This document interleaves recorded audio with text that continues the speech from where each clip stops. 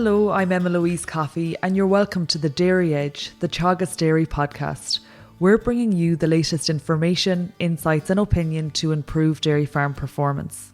With milk recording a priority job on dairy farms in the coming weeks, Emma Behan from Progressive Genetics breaks down the process and differentiates between manual and DIY milk recording. I think it's important to say there's two different types of milk recording. There's DIY services and there is manual services. Just a quick breakdown on which would be suitable in the parlour is if you don't have equipment for sampling, so basically meters or jars, you're looking at going down the DIY road. So that's where we would supply the meters. Our technician would drop in them meters prior to the milk recording, and the data handler, the data handler will connect to the meter.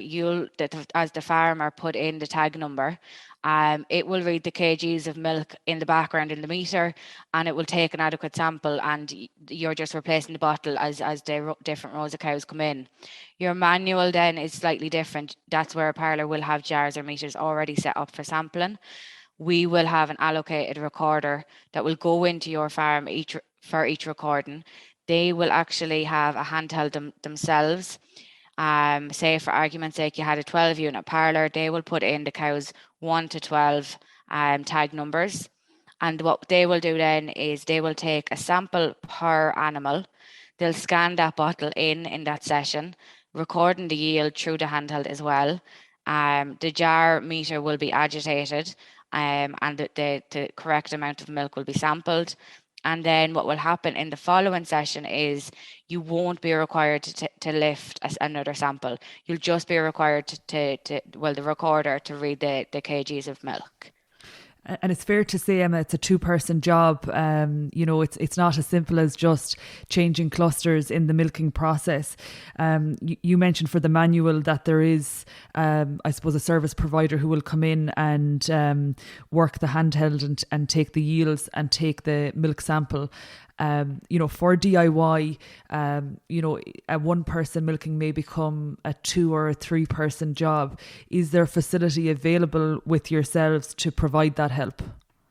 Yes, of course. Look, with DIY, it's essentially you're doing it yourself, and as a farmer, you're required to obviously do the milking and also recording. So if there isn't any extra help at home or on the farm already, we do have assistance that we can somebody can go in and help with that recording. It's just for based on the amount of cows, it'll be an extra charge, but that can be arranged per herd. I think that's I suppose that's a real help for some people, particularly those who are starting out on a milk recording journey this year. You mentioned that in the manual setting that they would take the assistants would take one milk sample. That is obviously changed as to what we would have seen in the past, where you would have taken a sample at each milk recording. Can you explain that, Emma? Yeah, so years ago that you used to have to take the 2 samples. You used to have to take one in the evening, one in the morning, or vice versa. Now, in the last 2 to 3 years, we have introduced a single sample in the manual recording, and that will basically, the recorder will lift a sample in one of the sessions and they read the milk kgs. The following morning, if they go back in, they will be reading just the yields. So it's done basically, fat and protein is done on a calculation based on the intervals between the milking.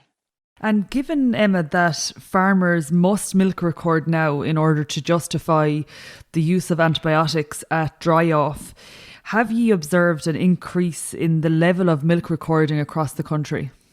Yeah, look, I think with the emphasis being put on it now, of course, we've last year we had a 24% increase in milk recording. We do expect quite similar this year, if not more. So with the 23% increase last year, we were recording roughly 55% of the herds nationally. So we can only imagine that that's going to increase again this year. And have you increased capacity to cope with that rising demand that you've seen in the last 12 months? Yeah, of course. Look at as the herds increase and cows increase nationally, we have we've moved with it as well. We have new EDIY vans on the road. We've more recorders. We have assistants. And looking across the profile of the year, and for a lot of people, they're spring calving, so they will be in milk from February until December. Where are the real pinch points that you would see in terms of milk recording times where you're flat out? Yeah, well, look at our season really kicks off in March. Lads have calved down. They all want to get their first milk recording done. And it'll run. We found last year it ran a little bit later. It ran to the end of November, early December, when lads were drying off. But there are our two busiest times now. Throughout the year is hectic, of course, but there are really busy times. Lads want to get the first recording done. It's look at one of the most important recordings in the year, and so is that last recording. And I think it's important to say that if you are thinking about recording, or if you are even just looking at getting started this year and you may have recorded last year, maybe you thought your first recording was slightly too late, we would recommend actually going maybe with your 60 to 70% of cows calved in the herd, then waiting to have the full 100% calved. You're putting yourself under pressure, and also the technicians, the DIY technicians are already busy at that time of year going into other herds. So to allow, if you're new for training, and yeah, look at them extra cows that are left to calve after your first milk recording. They will be captured in your second, third, fourth, fifth recording throughout the year. So the sample is taken from farm, Emma. What sort of results does a farmer expect to receive back from you? Yeah, so look at after every test, he'll get a report with the results for that milk recording. And basically, what you will see is a milk recording and lifetime summary report. On the front page, it'll be done with a production summary. You will see your herd average per cow versus the top 20% in the same production category is included. You'll also see per cow fats, proteins, lactose, somatic cell count, and you'll also see your volume of milk in kgs. For that test date, you'll also see year-to-date figures, and you'll also see lifetime figures. And just touching on somatic cell count slightly, there is a great report section in the coloured report now, where you'll see red, orange, blue and green cows. So basically they will identify persistently infected, which is 2+ tests over the 200,000 mark. They're going to be in your red. You're going to see orange then, which is recently infected, and they are just currently after going over the 2% in that milk recording. And then you'll see your good cows, and you'll see your recently cured cows and your healthy cows who are persistently below the 200,000 mark. And in terms of the results, what is the expected turnaround time from the day of milk recording to when the farmer expects to receive those results? So look at we aim from when the samples are lifted on the farm to the results being back with the farmer, either via email or from ICBF, or milk recording results will go directly to AgriNet app. So we aim to get it back to the farmer within 7 days.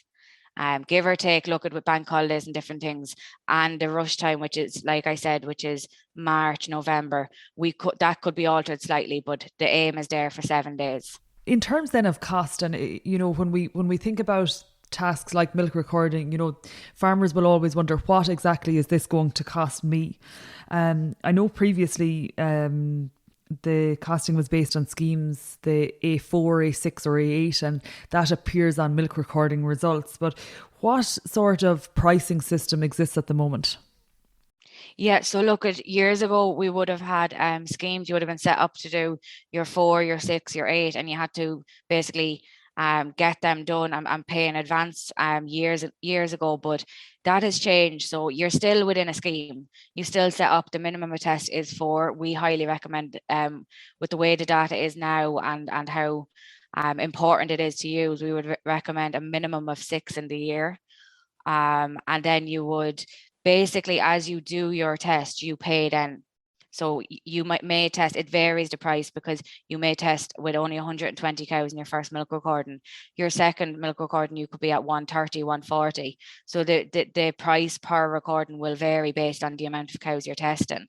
on average, if you're looking at doing 4 tests in the year, which is the minimum, it works roughly out at around €12 per animal per year. If you are doing your 6, just to give you another idea, you're looking at around €18 per animal per year. We are now in late February, so farmers listening in today, have milk recorded in the past, but maybe haven't done that milk recording before all cows were calved. What is your recommendation in terms of a date that they should look at where they had a predicted calving date of the 1st of February, but ended up calving from the, maybe the 20th of January? Yeah, look, we aim to get, and it's highly recommended that you get your first recording in earlier than you expect because of that rush in March. Everyone wants to start at the same time, basically. So go that bit earlier. We recommend, if you're looking at, say, the middle of March, go the start of March, go the end of February. You're getting in early. It avoids that if you actually leave it too long, you're going to be delayed starting because there's going to be so many others to get to. Our technician, our DIY vans are on the road first thing at 5 o'clock in the morning, and they're still collecting meters up until 11 at night. It is mental at that first rush. So just take it into consideration. Don't wait until all cows are calved. Don't wait till the 100%. Go that bit earlier and you'll get in early. That first recording is crucial to get. And your point earlier, Emma, about 60 to 70% of cows calved is an ideal time to go. And if farmers reflect themselves, they've done a significant work to improve their 6-week calving rate. And the reality is a lot of them will have 60% plus of their herd calved in the month of February. So it's attainable for farmers to get that early milk recording on the first days of March. Thank you, Emma. Thank you very much. That's it for this week's episode of the Dairy Edge podcast, and my thanks to Emma Behan for joining me on this week's show. Don't forget to rate, review and subscribe to the podcast. You can listen on Apple and Google Podcasts as well as Spotify, and for more information go to the Teagasc website at teagasc.ie. I'm Emma-Louise Coffey, and join me next time for your Dairy Edge.